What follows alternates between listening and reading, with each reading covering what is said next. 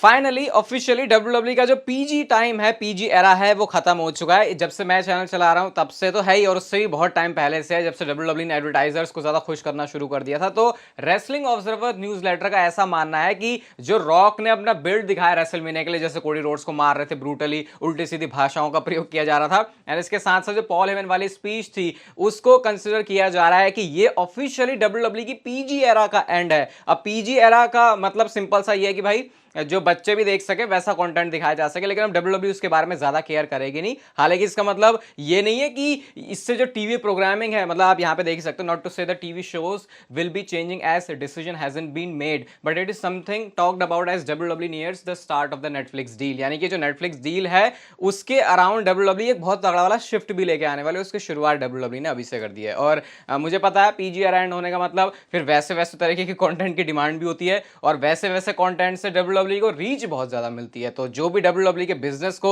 Suit करेगा वो बढ़िया है।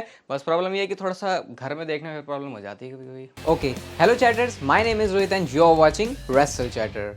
वेलकम है गाइस आपका वॉइस ऑफ रेसलिंग के एक और नए एपिसोड में। आज का संडे आप बताओ कैसा जा रहा है, रेस्ट डे है या फिर आज भी काम वाला दिन चल रहा है आपका। सबसे पहले हम शुरुआत करते हैं डब्ल्यूडब्ल्यूई के ड्राफ्ट के बारे में, और बहुत ज्यादा लोगों को डिसअपॉइंटिंग लगा यार कैसा ड्राफ्ट इन्होंने कर दिया। यहाँ पे तो सारे के सारे सुपरस्टार्स वो सेम ब्रांड पर ही थे, और अगर ये सेम ब्रांड पर है तो फिर ड्राफ्ट तुमने किया ही क्यों। तो इसके बारे में फाइटफुल ये रिपोर्ट करता है कि अब जो मंडे को यानी कि हमारे लिए ट्यूसडे को जो रॉ में ड्राफ्ट होने वाला है, वहां पर काफी सारे कुछ उथल पुथल वाला जो माहौल है डब्ल्यूडब्ल्यूई इसको मचाने वाली है। इसको डब्ल्यूडब्ल्यूई ने थोड़ा सा खुद ही जानबूझ के सिंपल रखा था। अब अगर ऐसा है तो चलो ठीक है, लेकिन मैं आपसे बोल रहा हूं ना, ये ड्राफ्ट वाली एक्सक्लूसिव फील तभी आएगी जब एक सुपरस्टार उसी ब्रांड पर है जहां पर वो ड्राफ्ट हो रहा है। और पर्सनली मैं ऐसा देखना भी नहीं चाहता, क्योंकि इससे फिर रेस्ट्रिक्शन लग जाती है काफी सारी फ्यूड को बिल्ड करने में। जैसे मान लो किसी को इधर से उधर फ्यूड करनी है तो फिर वो प्रॉब्लम हो जाती है, फिर ड्राफ्ट बनाया कि फिर रॉ स्मैकडाउन अलग है ही क्यों। तो ये कॉन्सेप्ट ही मुझे थोड़ा सा अजीब लगता है। बट मंडे को देखो अब डब्ल्यूडब्ल्यूई क्या चेंजेस करती है इसमें। इवन डब्ल्यूडब्ल्यूई ने स्मैकडाउन के बाद भी कुछ जो ड्राफ्ट हैं उनको अनाउंस किया। आप देख सकते हो यहाँ पे ओसी इधर उधर जा रही है, सेड्रिक अलेक्जेंडर, बैरन कॉर्बिन, ये सारे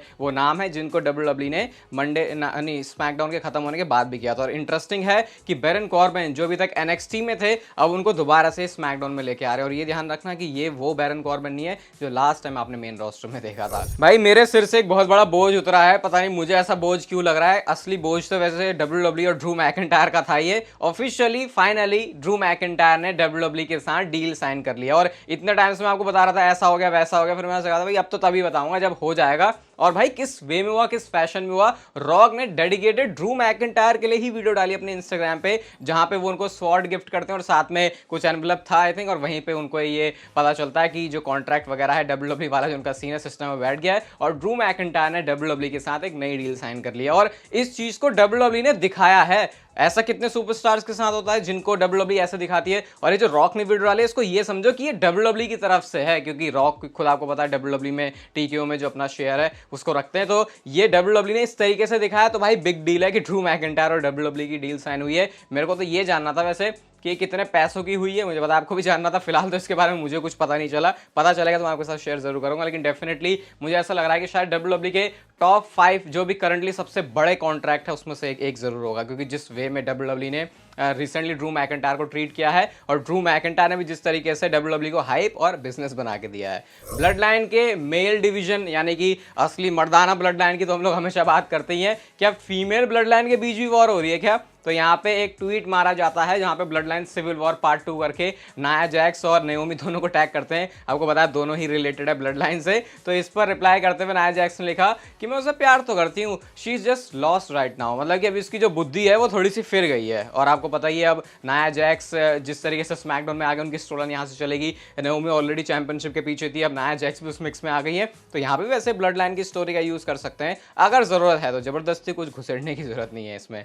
ब्रॉन स्ट्रोमैन ने एक बहुत ही सार्कास्टिक ट्वीट किया है। आपको याद ही होगा आज से 6 साल पहले डब्ल्यूडब्ल्यूई ने सऊदी अरेबिया में ग्रेटेस्ट रॉयल रंबल किया था, और वहां पे एक चैंपियनशिप भी आई थी। और ये वो चैंपियनशिप है जिसको खुद अब ब्रॉन स्ट्रोमैन ने ट्वीट किया, जब ऑलरेडी इतनी सारी बातें उनके बारे में चलती रहती हैं कि भाई वो चैंपियनशिप का है, ब्रॉन स्ट्रोमैन स्टिल हमारा ग्रेटेस्ट रॉयल रंबल का जो है चैंपियन है। अब यहाँ पे उन्होंने खुद लिखा 6 साल हो चुके हैं स्टिल। अब ये उन्होंने मजाक में लिखा, कैसे लिखा, प्राउड में लिखा मुझे नहीं पता, लेकिन इसके ऊपर रिएक्शन को बहुत तगड़ा मिल रहा है। मतलब 9000 से ऊपर इसके ऊपर लाइक्स भी हो चुके हैं। तो ब्रॉन स्ट्रोमैन मुझे लग रहा वगैरह खुद जो फैंस उनके साथ मस्ती लेते थे, आज खुद भी अपनी ही मस्ती ले ली कि देखो अभी भी मेरे पास चैंपियनशिप है। इस चैंपियनशिप के बारे में अगर आपका सवाल है तो ये चैंपियनशिप जितना मुझे पता है, जितना मुझे आइडिया लगा, डब्ल्यूडब्ल्यू ने कभी एक्सप्लेन तो किया नहीं, ये सिर्फ उसी इवेंट के लिए था।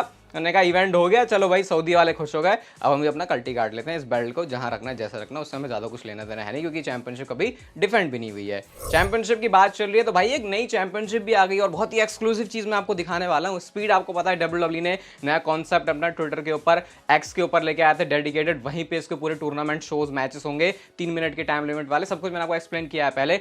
अगर आप एक्टिव चैटर हो तो भाई ये देख लो, अभी सब्सक्राइब किया है, फिर नहीं किया तो अभी मार लो सब्सक्राइब और वीडियो लाइक भी कर देना, थोड़ा सा मुझे अच्छा लग जाएगा आज। और जो चैंपियनशिप है उसका डिजाइन आप लोग देख सकते हो, ये डब्ल्यूडब्ल्यू अभी इसे एयर करेगी एक्स पे, लेकिन उससे पहले आप इसका डिजाइन देख सकते हो यहाँ पे। और ये बेल्ट कैसी लग रही है, मतलब क्या अभी इतना क्लियरली तो कुछ पता नहीं चला, लेकिन थोड़ा सा ग्रीन, थोड़ा सा ऑरेंज, डब्ल्यूडब्ल्यू बीच में स्पीड, ऐसा कुछ लिखा हुआ है। और पहले जो चैंपियन ऑब्वियसली आप फोटो में देख रहे हो तो ये रिकोशे बन चुके हैं स्पीड के पहले चैंपियन। तो अब डब्ल्यूडब्ल्यू मुझे ऐसा लग रहा है इसको थोड़ा सीरियस वे में ले रही है अच्छे से, क्योंकि ट्विटर के साथ कुछ मोटे पैसों की उनकी डील साइन हुई है कि एक्सक्लूसिवली, क्योंकि एक्सक्लूसिवली डाल रहे हैं। और अगर आप एक्स पे जाके इसको देखोगे भी ना तो इसकी वीडियो क्वालिटीज भी, इसकी जो वीडियो क्वालिटी है वो भी अच्छी है, तो इससे पता चल रहा है कि हाँ भैया कुछ अलग ही इस प्लेटफॉर्म के लिए कर रहे हैं। और अगर यहाँ तक देखने जा रहे हो तो भाई एक्स के ऊपर, ट्विटर पे मुझे भी फॉलो कर लेना। डोमिनिक मिस्टीरियो ने एक बहुत ही राहत की सांस दी है अपने सारे फैंस को।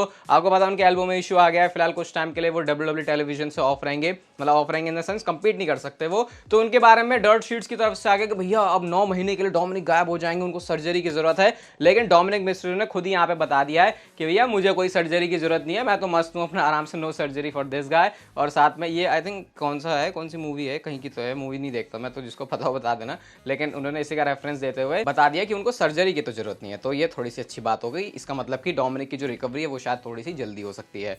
गुंथर ने फाइनली अपना ट्रू ऑनेस्ट ओपिनियन दिया है अपने टाइटल हारने के बारे में और सैमी ज़ेन के पास जो चैंपियनशिप गई है। अब यूजुअली ऐसा एक्सपेक्ट किया जाता है कि बंदा ईगो में बैठा होता है कि भाई मैं टाइटल हार गया, ऐसे हो गया वैसे हो गया, लेकिन गुंथर ने इतना बढ़िया रिप्लाई दिया कि रिस्पेक्ट और ज्यादा बढ़ गई। उन्होंने जब उनसे पूछते कि क्या राइट बंदा था सैमी ज़ेन, क्या वो परफेक्ट बंदा था, तो गुंथर ने कहा कि देखो परफेक्ट तो कुछ भी नहीं होता। उन्होंने चैट गेबल के नेम को भी मेंशन किया, उन्होंने सैमी ज़ेन के नेम को भी मेंशन किया, उन्होंने बोला कि कौन कौन बड़े बड़े कंटेंडर हो सकते थे इस चीज के, लेकिन वो फुल्ली सेटिस्फाइड हैं जैसा सैमी ज़ेन का कनेक्शन रहता है क्राउड के साथ में, कि वो जो चैंपियनशिप है उनका जो इतना सक्सेसफुल रेन रहा उसका एंड किस तरीके से हुआ। यानी अपना जो पूरा रन है, अपना जो पूरा रेन है, उसको गुंथर ने बहुत एंजॉय किया और उनको इस बात से कोई भी इशू नहीं है कि सैमी ज़ेन के पास में इंटरकॉन्टिनेंटल चैंपियनशिप गई। और ये बात तो माननी पड़ेगी भाई, इंटरकॉन्टिनेंटल चैंपियनशिप गुंथर के जीतने के बाद से जितनी ज्यादा प्रेस्टिजियस फील होती है वो नेक्स्ट लेवल है। मतलब 10x मुझे लग रहा है उसकी जो रिस्पेक्ट है वो बढ़ा दी है। इवन गुंथर को देख के ऐसा लगता था कि भाई अब गुंथर ने इतना अपने आप में इतना उस टाइटल के साथ, मैं क्या एक्सप्लेन कर रहा हूँ पता ही है आपको, सब कुछ तो पता ही है, रेसलमैनिया मैच भी देख लिया,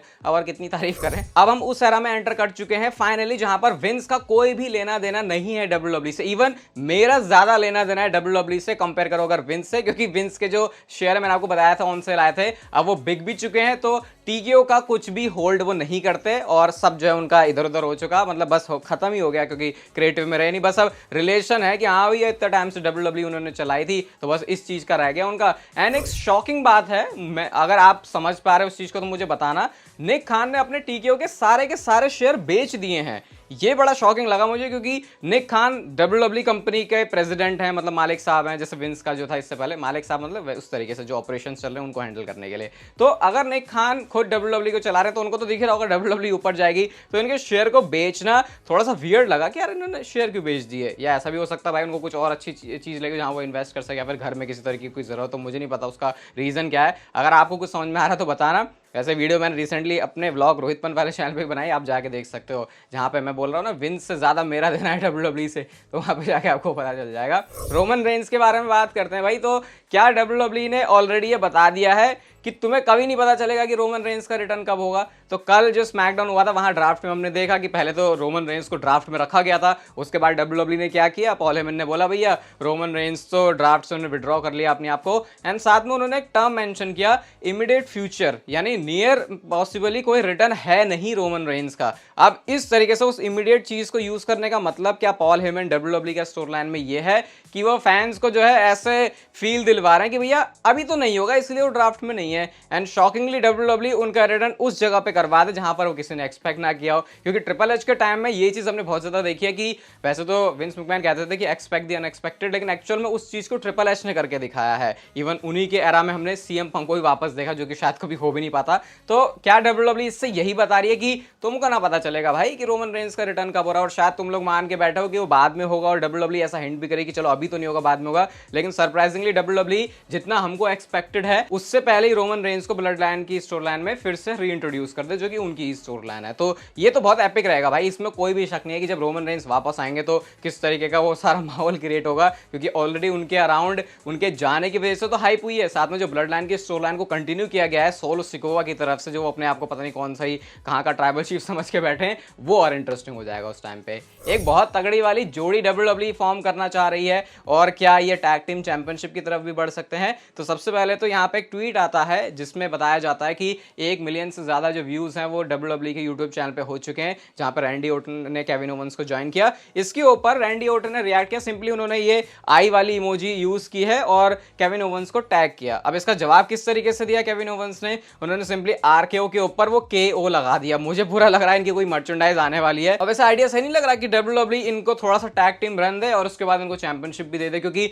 ये बहुत ज्यादा सीन जो है इंटरेस्टिंग बना सकते हैं। याद ही होगा आपको रैंडी ओटन और रिडल की जोड़ी, और केविन ओवंस भी बड़ा फ्रस्ट्रेटेड बंदा है, तो हो सकता है केविन ओवंस गुस्से में रहा, रैंडी ओटन हमेशा उसको कहता है भाई शांत हो जा थोड़ा सा वो एक ऐसा बैलेंस जो है वो बनेगा, तो उसको देखने में मजा आएगा। मैं तो इंटरेस्टेड हूँ भाई इसको देखने में। और उसके बाद फिर सीधा रैंडी ओटन को वर्ल्ड चैंपियनशिप के लिए भी डालो, ये होना चाहिए, वरना फिर ना मुझे ना चाहिए टैग टीम भैया।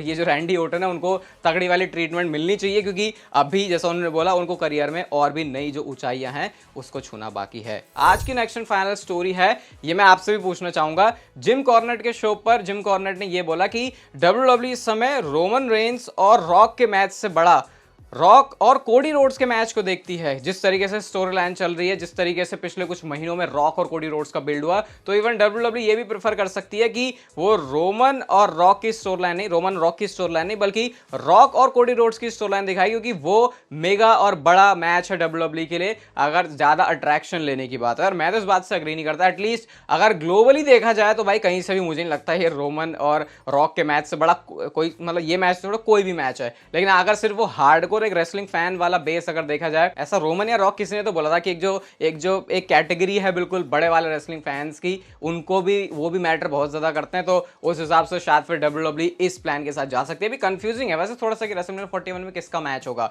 शायद वो रोमन और रॉक का भी हो सकता है, या फिर वो रॉक और कोडी रोड्स का भी हो सकता है, क्योंकि रॉक ऐसा बंदा नहीं है जो भाई कहीं पे भी आके रेसल कर लेगा, उसको बड़ी स्टेज चाहिए। तो शायद वो रेसलमेनिया भी हो सकती है। वैसे डब्ल्यूडब्ल्यूई करा तो इसको किसी समर स्लैम वाले इवेंट में भी सकती है, सर्वाइवर सीरीज में, क्योंकि वो भी अपने आप में एक बड़े शो होते हैं। ये वीडियो कैसी लगी यार, ये मुझे लाइक करके जरूर बता देना, और तब तक फिर लेते रहो जिंदगी के मजे।